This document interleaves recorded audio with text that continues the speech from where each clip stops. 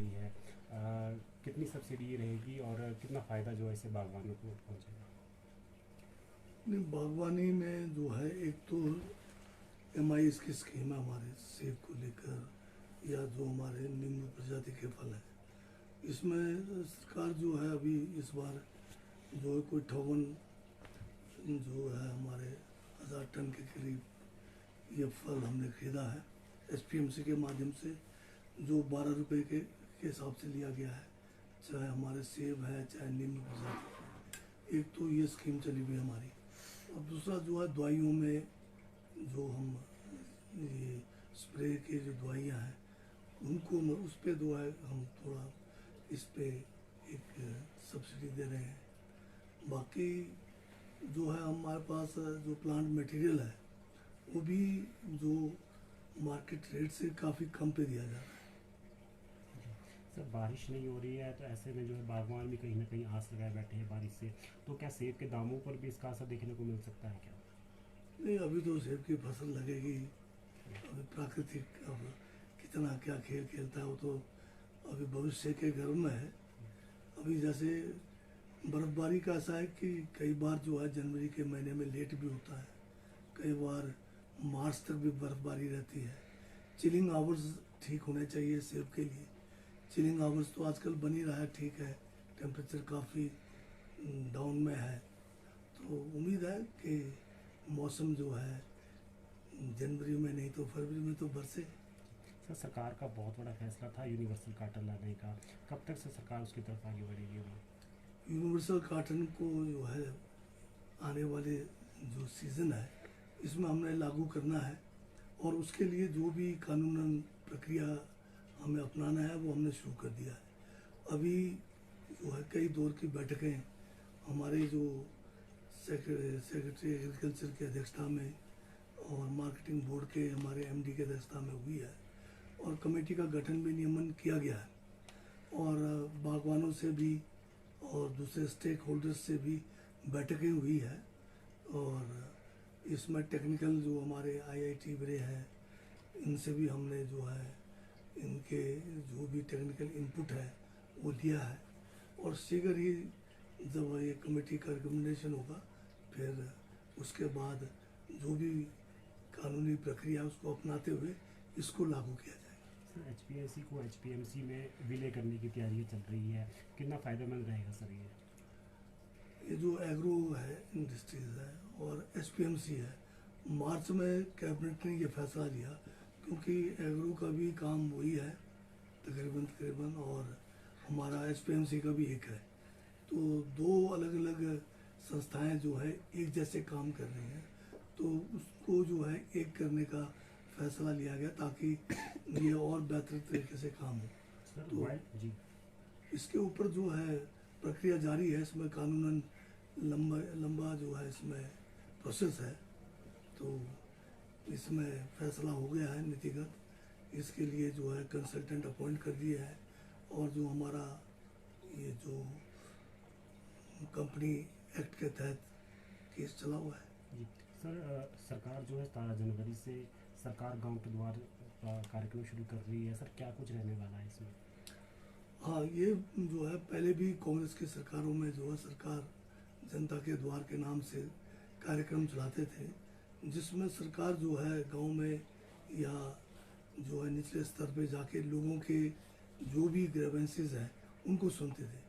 परंतु पिछली सरकार ने ये सिस्टम बंद करके इन्होंने जनमंच का नाम दिया, और उसमें करोड़ों रुपए का खर्चा भी हुआ, लोगों का कोई फायदा नहीं हुआ, केवल जनमंच जो है लोगों को एक किस्म से वहाँ पर जाकर अपना समय बर्बाद करने के सिवाय और जनता का धन बर्बाद करने के सिवाय कोई कारगर सिद्ध नहीं हुआ। अभी सरकार ने ये फैसला किया है कि हम जो है सरकार गांव में जनता के द्वार जाएंगे, और उनकी जो समस्याएं हैं उसको वहीं पे निपटाने का जो है कोशिश की जाएगी। इसके लिए जो है शुरुआत जो है 17 जनवरी से करने जा रहे हैं, जिसमें प्रदेश के 12 जिलों के 12 गांव में 12 मंत्री, जिसमें मुख्यमंत्री, डिप्टी मुख्यमंत्री ये भी होंगे, और ये एक एक गांव को में जाकर ग्राम सभा भी अटेंड करेंगे, और वहाँ पर लोगों से इंटरेक्ट भी होंगे और उनकी समस्याओं का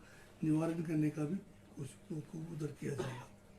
सर नेता साथ में उसके बाद जो है हमारे जो 68 कॉन्स्टिट्यूंसीज है, इन सभी 68 कॉन्स्टिट्यूंसीज में भी हमारे मंत्री जो है एक एक कॉन्स्टिट्यूंसी का कोई भी गांव जो है चुनेंगे, जहां 5-6 गांव के लोग आ सकें, अपनी बात रखेंगे और उनकी समस्याओं का डिस्ट्रिक्ट लेवल के सारे अफसर साथ रहेंगे, ताकि वहां मौके पे ही इनके जो भी कोई काम है उनके ऊपर फैसला लिया जाए।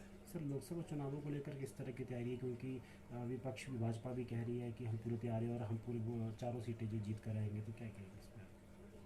नहीं, भाजपा अपने हिसाब से जो भी तैयारी करे उससे हमें कोई लेना नहीं है।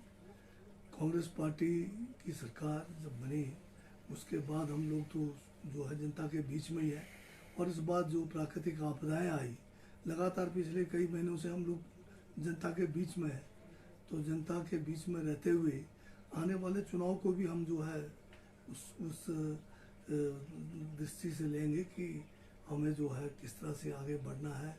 लोगों के पास हम जाएंगे। केंद्र सरकार के जो 10 साल में जो काम नहीं हो पाए, जो इन्होंने बड़े बड़े वादे किए, उनमें से एक भी वादा पूरा नहीं किया। देश की आज जो आर्थिक हालात है, देश कंगाली के ऊपर जा रहा है, देश में विकास दर पीछे हो गया है, देश में गरीबी बढ़ी है, बेरोजगारी बढ़ी है, देश की आंतरिक सुरक्षा जो है खतरे में है, देश के बॉर्डर सुरक्षित नहीं है। तो मुद्दों की कोई कमी नहीं है और इससे ज़्यादा मुद्दे भी नहीं हो सकते, क्योंकि इसमें जो वर्तमान जो भाजपा की केंद्र की सरकार है सभी फ्रंट्स में जो है बुरी तरह से धराशायी हुई है और देश को बर्बाद करके रखा है। सर नेता प्रतिपक्ष का बयान आया कि उन्होंने कहा कि व्यवस्था परिवर्तन यह है कि पहले धरना दो फिर वेतन दो, इस टिप्पणी पर आप क्या कहेंगे सर? नहीं, जयराम जी तो अब ऐसा है कि उनके पास जुमलाबाजी के सिवाय काम नहीं है। 75,000 करोड़ का कर्जा वो छोड़ के गए, कर्मचारियों का 12,000 करोड़ अलग से छोड़ के गए, और आज अगर जो जितनी भी समस्याएं आर्थिक रूप को अगर लेके चले हैं तो ये डबल इंजन की सरकार के कारण हुआ है। अगर इन्होंने वित्तीय प्रबंधन ठीक किया होता, केंद्र की जो डबल सरकार वाली बात कर रहे थे डबल इंजन का, या एम्प्लॉयज का जो देनदारियां ये अगर दे के जाते तो उस किस्म की परिस्थितियां नहीं आती। परंतु इन परिस्थितियों के बावजूद जो है कांग्रेस सरकार जो है सभी किस्म के वादे पूरे कर रहे हैं, और कर्मचारियों का सबसे बड़ा जो है पेंशन योजना जो है हमने लागू कर दिया, पुरानी पेंशन योजना। तो इसी में सर एक बात और, जेपी नड्डा जब शिमला उन्होंने कहा कि केंद्र से भरपूर मदद दी जा रही है, सरकार झूठे दावे पेश कर रही है। तो बताते क्यों नहीं है कि कितना भरपूर दिया है? हम तो कह रहे हैं बताओ कितना भरपूर दिया है। 12,000 करोड़ का नुकसान हुआ और हमें केवल 633 करोड़ रुपए दिया, जो हर साल हमें मिलता है। कोई अलग से पैकेज दिया है तो बताइए, नड्डा जी बताए तो सही। ये जो पैसा हमें अगर थोड़ा बहुत मिला है, मामूली ऊंट के मुंह में जैसे जीरा वाली कहावत है, ये हर प्रदेश को नेशनल डिजास्टर रिस्पांस फंड का हिस्सा है। कोई अलग से पैकेज जो बात कर रहे हैं तो दीजिए ना, हम तो जब देंगे तो हम पूरा जोर जोर से प्रचार करेंगे इन्होंने दिया है। पर नड्डा जी बोलते तो है नहीं कितना करोड़ आया है। इसी के साथ सर पंचायत घरों को बनाने के लिए धनराशि 33 लाख से बढ़ाकर 1 करोड़ 14 लाख कर दी गई। इस फैसले को सरकार के कैसे आप क्या कहते हैं? लंबे समय से हमारे बहुत सारे पंचायत घर जर्जर अवस्था में है। नए ग्राम पंचायत बीजेपी की सरकार पिछली बार जो है बना के गई है, परंतु जो है पंचायत घरों को बनाने के लिए, व्यवस्था को बनाने के लिए कोई इन्होंने कदम नहीं उठाए। तो वर्तमान सरकार जो है पंचायत घरों को हर पंजाबी 3300 से ज़्यादा पंचायतें हैं, बहुत सारे इसमें से ऐसे हैं, कुछ तो नए हैं कई सौ के हिसाब से, कुछ पुराने हैं जिनमें एक एक दो दो कमरे के सिवाय नहीं है। तो पंचायती राज हमारा जो है लोकतंत्र का जो है सबसे निचले स्तर पर स्तंभ है, तो इसको मजबूत करने की ज़रूरत है। मूलभूत सुविधाएं इनको बनाने की ज़रूरत है। बड़ा अच्छा कदम है कि जो है इतने में अच्छे मतलब पंचायत घर बनेंगे, लोगों के लिए वहाँ पर जो है सभी जो है सुविधाएं उपलब्ध हो, ये हमारा लक्ष्य है। नए साल में सर जो बजट पेश होने जाएगा उसमें कुछ बागवानों के लिए खास जो सर रहेगा? बागवानी के लिए इस बार जो है एक तो हमारा शिवा प्रोजेक्ट चल रहा है, उसके लिए अभी जो है एशियन डेवलपमेंट बैंक से हमारा एग्रीमेंट भी हो गया है और 1300 करोड़ रुपए हमें अगले 4 सालों में मिल रहा है। ये एक बहुत बड़ा प्रोजेक्ट है। बाकी और जो नई ज़रूरत है कोशिश करेंगे कि उनको भी बजट में लाया जाए।